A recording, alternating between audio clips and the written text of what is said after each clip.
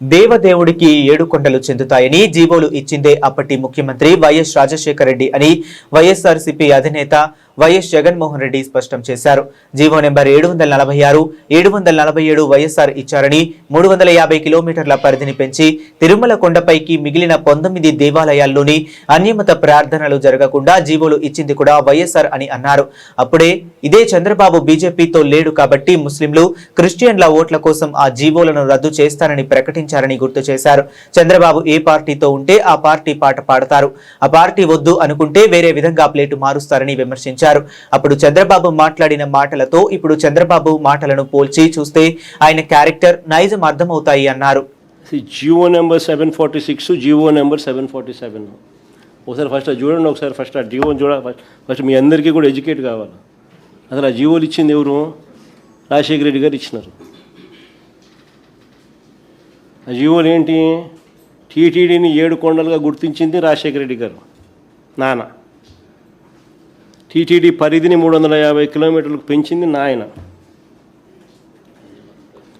అన్యమత ప్రార్థనలు టీటీడీలోనూ మిగిలిన ఒక 19 గుడుల దగ్గర జరగకుండా కట్టడి చేస్తూ జీవోలు ఇచ్చింది కూడా నాయనే, వైఎస్ఆర్ఏ.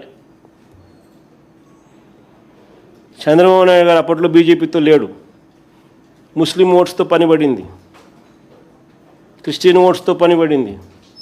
అప్పుడు ఇదే చంద్రబాబు నాయుడు గారు ఏమన్నా 2009లో 746 జీవో, 747 జీవో వైఎస్ఆర్ గారు ఇచ్చినారు,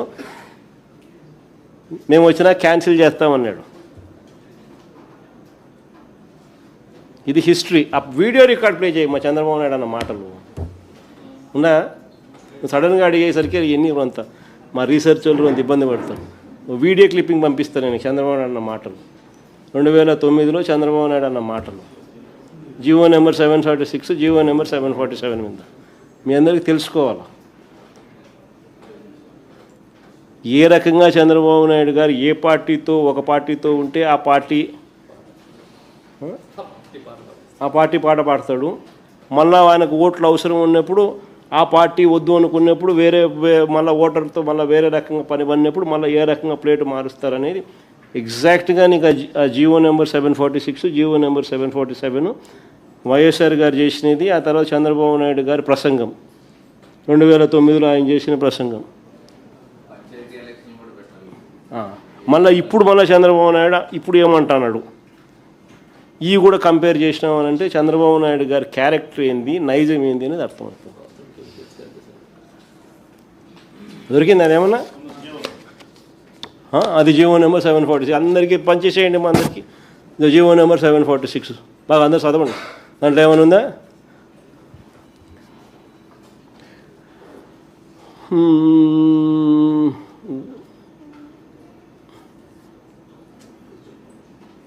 సారాంశం లేక బా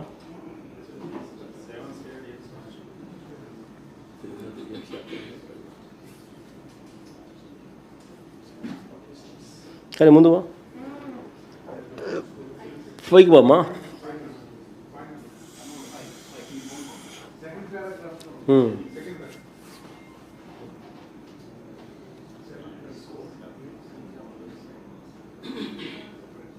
కానీ ముందు ఇంకా ముందు బామ్మ సారాంశం చదివితే సరిపోతుంది. జీవోలు ఎప్పుడు కూడా ప్రిల్యూడ్ అంతా రాసి ఉంటారు, సారాంశం చదువుతారు.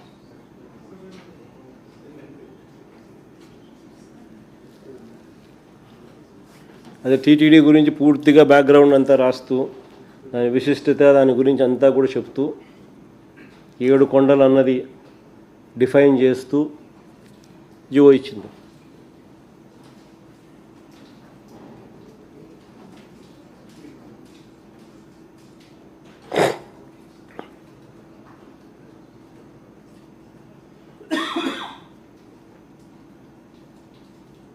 ప్లే చేయండి, చంద్రబాబు నాయుడు మాటలు ప్లే చేస్తే సరిపోతుంది. దీనికి అన్నిటికీ సారాంశం అయితే ఈ జీవోలంతా వాళ్ళు చదువుకుంటాను.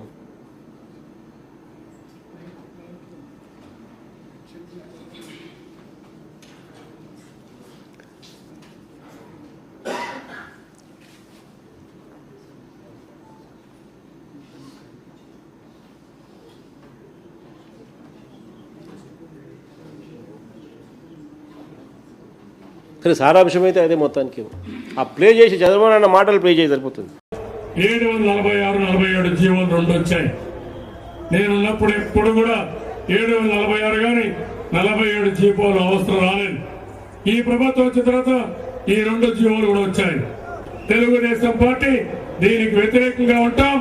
రేపు అధికారంకి వస్తానే ఈ 2 జీవోలు కూడా తీసేస్తామని చెప్పి కూడా నేను మీ అందరికీ హామీ ఇస్తున్నా.